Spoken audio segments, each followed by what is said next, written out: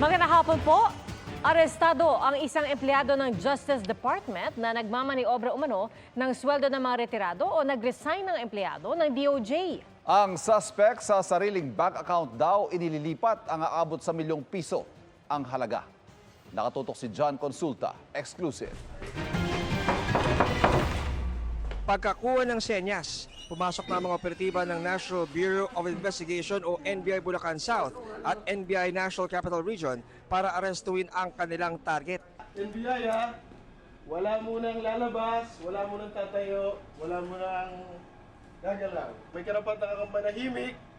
Ano man ang iyong sabihin ay maaaring gamitin sa iyo sa hukumang ito. Arestado sa loob ng DOJ si Administrative Officer 4 Johnston Pasqua. Mismong pamunuan ng kagawaran ang nagpahuli sa kanya. Nakatanggap daw kasi ang NBI Bulacan South ng confidential report kaugnay sa pagmamaniobra ni Pasqua para ma-divert ang ilan sa mga sweldo ng mga empleyado ng DOJ. Nagawa niya ng paraan na i-activate ang payroll accounts ng mga resigned at mga retired na mga DOJ regional prosecutors. Pagkatapos, nag-open siya ng mga bank accounts gamit ang mga mule accounts ng kanyang mga kamag-anak at kaibigan. At mula sa mga benefits na nakikredit sa mga payroll accounts ng mga reinstated na regional prosecutors na ito, ang pera naman po later on ay na-transfer sa mga accounts na ginawa nitong subject. Ayon sa NBI, nakuha kay Pasqua ang iba't ibang e-wallet cards na ginagamit ng suspect sa kanyang modus at mga alahas na kanyang nabili gamit umano ang mga nakaw na pera ng kanyang mga kasamahan. Sabi ng NBI, milyong-milyong piso ang natangay ng suspect sa kanyang modus sa loob ng 2 taon. Kahapon, na-inquest na si Pasqua sa patong-patong na reklamo. Malversation of public funds, qualified theft in relation to Republic Act 10175, which is the Cybercrime Prevention Act, violation of Republic Act 3019, which is the Anti-Graft and Corrupt Practices Act, Republic Act 8484, which is the Access Devices Regulations Act. Kinasuhan din po siya ng computer-related fraud at computer-related forgery, defined and penalized under Republic Act 10175.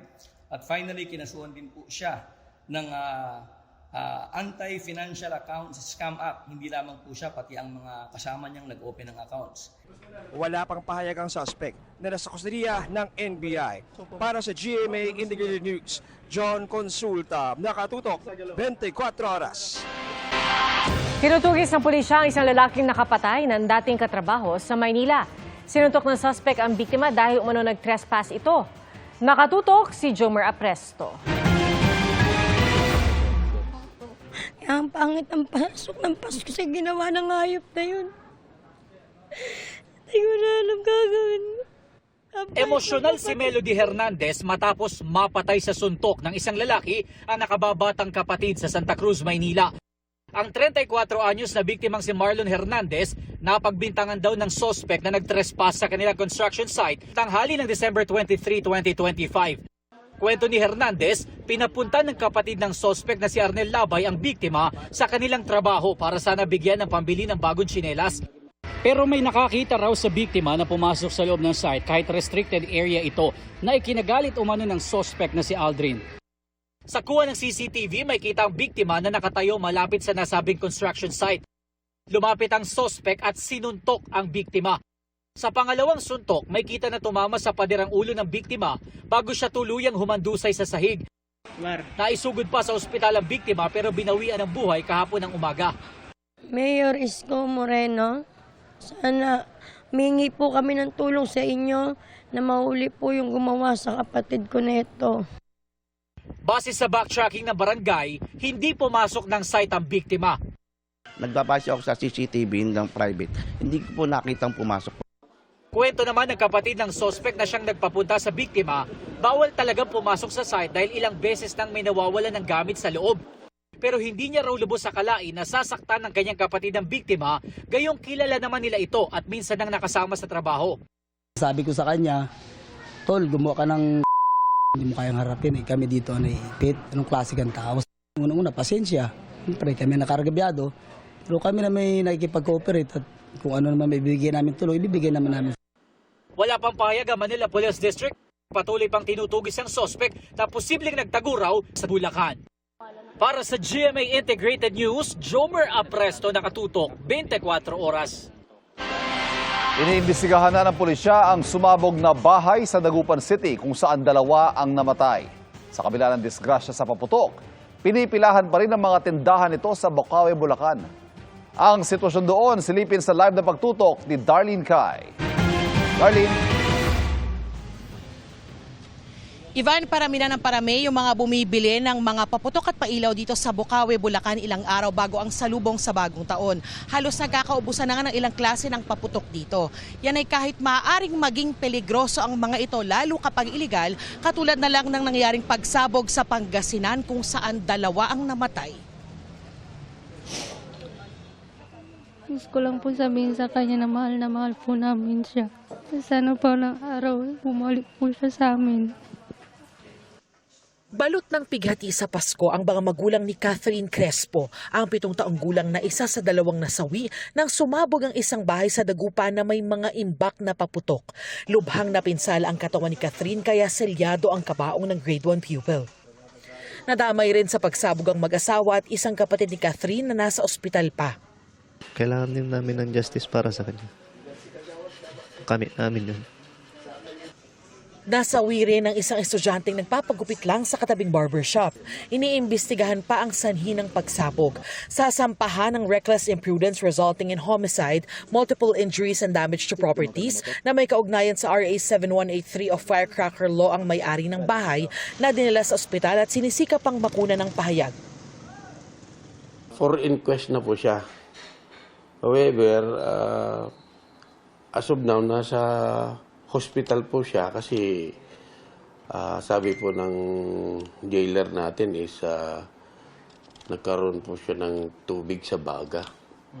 Pinaiimbestigahan ni PNP Chief Jose Melencio Nartates Jr. ang pagsabog na anyay ipinakikita ang peligrong dulot ng iligal na paggawa ng paputok. Sa tinaguriang fireworks capital ng bansa na Bocaue, Bulacan, tuloy ang bentahan. Higit 3 oras ang binyahe ni Vince mula Bayambang Pangasinan pa Bocaue para mamili ng mga paputok at pailaw. Taga California sa Amerika si Vince, kaya gusto nilang gawing espesyal ang pagsalubong sa bagong taon. It's to honor the past year and getting into the new year's. It's just a good vibe overall, and it kind of signifies that we're about to enter something great. So we want to, go out with a bang pretty much. Yeah. Si Daniel inagahan na ang punta para hindi makisabay sa dagsa ng mga tao sa mga susunod na araw. Mas mura po kasi dito kumpara sa iba eh. Tapos napapakiusapan din minsan yung mga tindera. Para sa pamilya ni Kimberly, alinsunod sa pamahiin ang pagpapaputok tuwing New Year. Since may lahi po kaming medyo Chinese, parang po sa amin na kailangan laging maingay sa bahay, para yung pagsalubong ng bagong taon is maingay and malayo po sa mga masasamang spirit. 4 na araw bago ang salubong 2026, halos doble na ang presyo ng kwitis. Kakaunti raw kasi ang supply kaya nagkakaubusan na. Buong Bocaue po ay kulang na po ang supplies.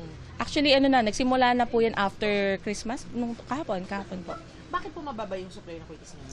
Gawa po ng nagbabagyo, kailangan po kasi yan binibilad. So yung chemical po niyan, wala pong mass production na nangyari. Kaya shortage po talaga. Inaasahan na raw ng mga nagtitinda na daragsa ang mga mamimili simula Lunes, December 29, kaya asahan na rin daw na tataas pa ang presyo ng kanilang mga paninda.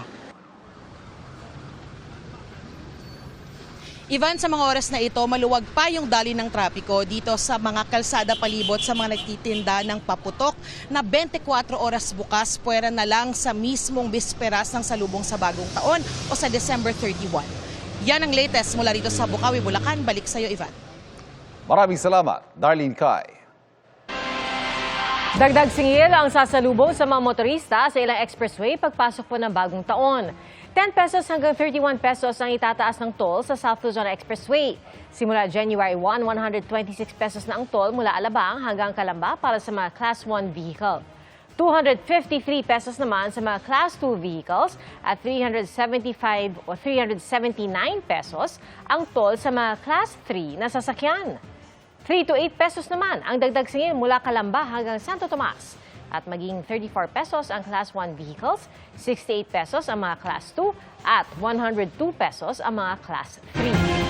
Meron din pong pagtaas sa Star Tollway. Sa Section 1 o yung pong mula Santo Tomas hanggang Lipa, 60 hanggang 179 pesos ang bagong toll. Depende po yan sa class ng sasakyan. At 53 hanggang 159 pesos naman ang bagong toll sa Section 2 o yung pong mula Lipa hanggang Batangas exit.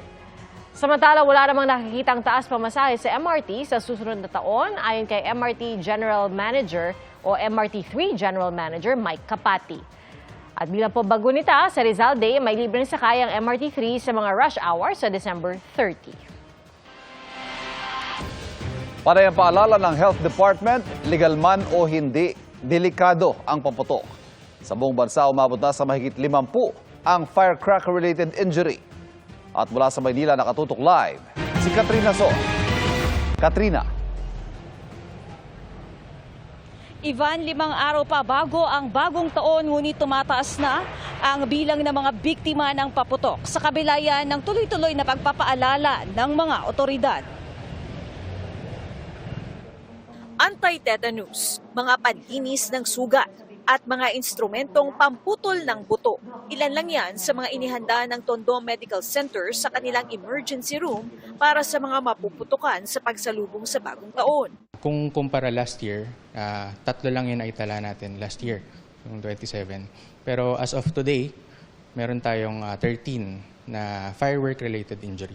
Mas mataas, saka pwedeng dahilan din na last year madalas ang ulan, no? Pwedeng rin mas marami nagpaputok ngayon. Kaya as early as now, December 27, meron na tayong 13 na naitala kumpara sa 3 lang last year. Sa ngayon, ang pinakabatang naitala nilang biktima ng paputok ay edad 4. Nangunguna naman daw sa listahan nila ng madalas na magdulot ng pinsala ang pikolo. Bukod sa mga naputukan, kapansin-pansin din umano ang pagdami ng mga naa-admit dahil sa stroke at heart attack ngayong holiday season. Sa datos ng ospital sa nakalipas na 24 oras, 4 ang kanilang heart attack patients. 12 ang ginamot dahil sa hypertensive urgency. 20 naman ang stroke patients. 2 sa mga pasyente nasa ICU. Dahil po siguro holiday, maraming kainan, inuman, so maraming happenings. So most likely, isa yun sa trigger. Sa Jose R. Reyes Memorial Medical Center, 11 mga biktima ng paputok ang isinugod. 5-star ang pangunahing nakadali sa mga pasyente nilang naputukan. Sinundan ito ng plapla. Tiniyak ng pamunuan ng ospital na sapat ang kanilang gamot at kagamitang medikal para sa firecracker-related injuries. Paalala ng Department of Health, delikado ang paputok, legal man ito o illegal. Sa kanilang datos mula December 21 hanggang 26 ay umabot na sa 57 ang bilang ng mga biktima ng paputok. Doon sa isa naman pong pasyente na naging biktima ng whistle bomb, ang kamay po niya ay nadali ang hintuturo at ang panggit ng daliri.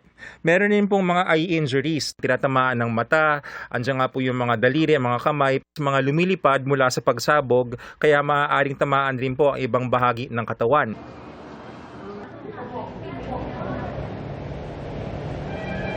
Ivan, mula naman December 21 hanggang January 5 ay naka-code white ang mga ospital. At Ivan, mula naman kaninang 2 p.m. hanggang sa mga oras na ito na nandito tayo sa Jose R. Reyes Memorial Medical Center ay wala naman tayong namataan na isinugod na biktima ng paputok. Ivan? Maraming salamat, Katrina Son. Ganyan po kalaking sawa ang nanggulat sa isang barangay sa Manawag, Pangasinan. May habang 8 talampakan ng sawa na nahuli sa kusina ng isang bahay. Itinurn over ang sawa sa Municipal Environment and Natural Resources Office.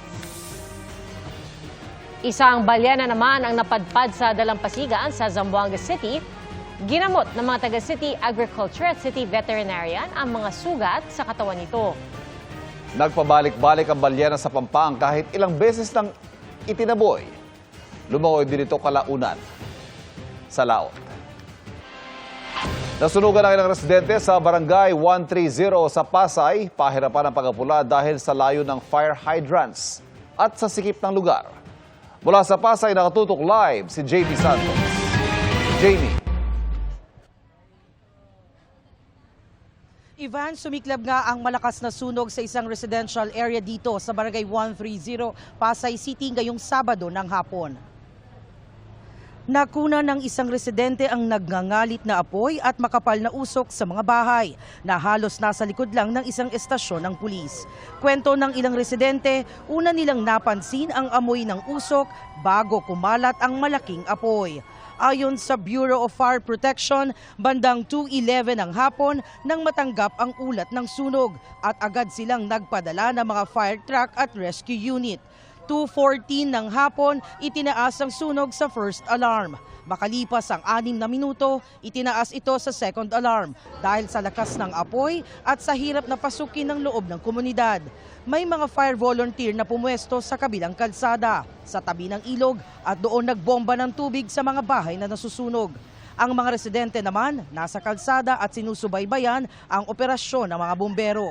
2:36 ng hapon, itinaas na ang sunog sa third alarm upang makapagpadala pa ng karagdagang puwersa at kagamitan. 3:42 ng hapon, idineklarang under control ang sunog. Ayon sa BFP, wala pang naiulat na nasugatan o nasawi. Sa kanilang paunang datos, nasa 200 pamilya ang apektado.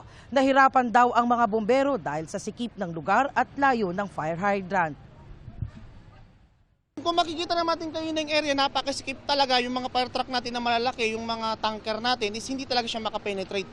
Tsaka yung hydrant dito is medyo malayo yung mga pagitan.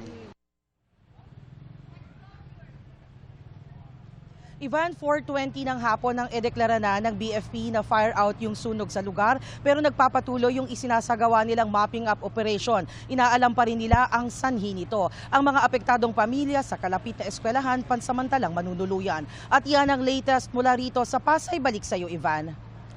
Maraming salamat, Jamie Santos. Rodrigo Duterte. Nakabaon na yan doon sa tali.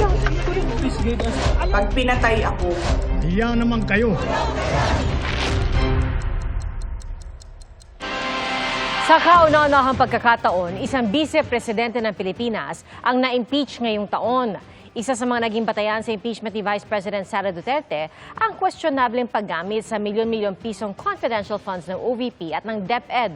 Umusad po ang reklamo mula sa Kamara papunta sa Senado pero ilang beses na antala hanggang tuluyang na-archive matapos katigan ng Korte Suprema.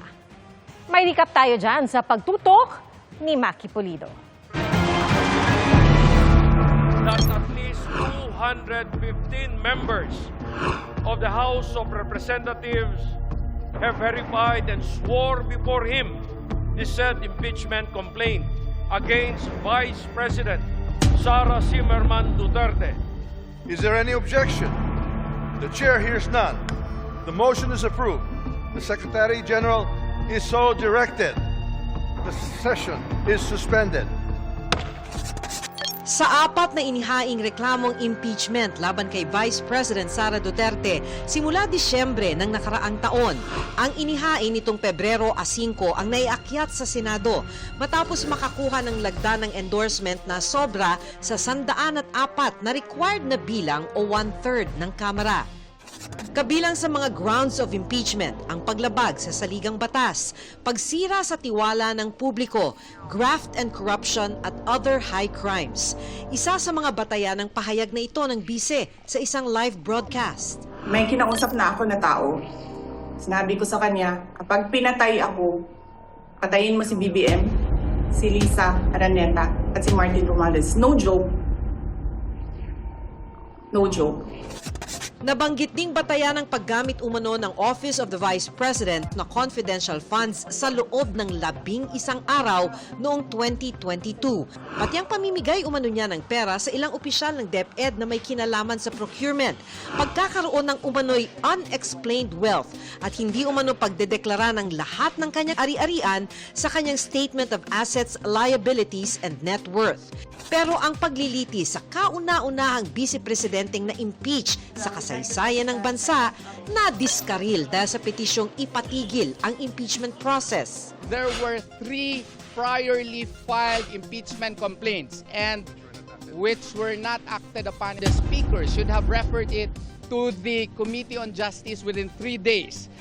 Yan ang hinihintay ng Senado kaya di agad-agad ikinasa ang paglilitis. Bagaman nagtipon pa bilang impeachment court noong June 10. Hindi na yan natuloy dahil pagdating ng Hulyo, kinatigan ng Korte Suprema ang petisyon at idineklarang nalabag ng Articles of Impeachment laban kay Duterte ang probisyon ng konstitusyon na nagsasabing isang reklamong impeachment lang ang pwedeng ihain sa loob ng 1 taon. Hindi rin umano nabigyan ng bise ng due process o pagkakataong masagot ang mga akusasyon sa Kamara. Bagaman pinagdedebatihan ng maraming legal expert ang desisyon, bumoto ang Senado noong Agosto na ilipat sa archives ang impeachment complaint. Ilang kampo ang nagpaplanong buhayin ang reklamo na maaari naman ayon sa Korte kung palilipasin ang 1-year ban at susundin ang prosesong inilatag sa bagong desisyon. Para sa GMA Integrated News, Maki Pulido, nakatutok 24 oras.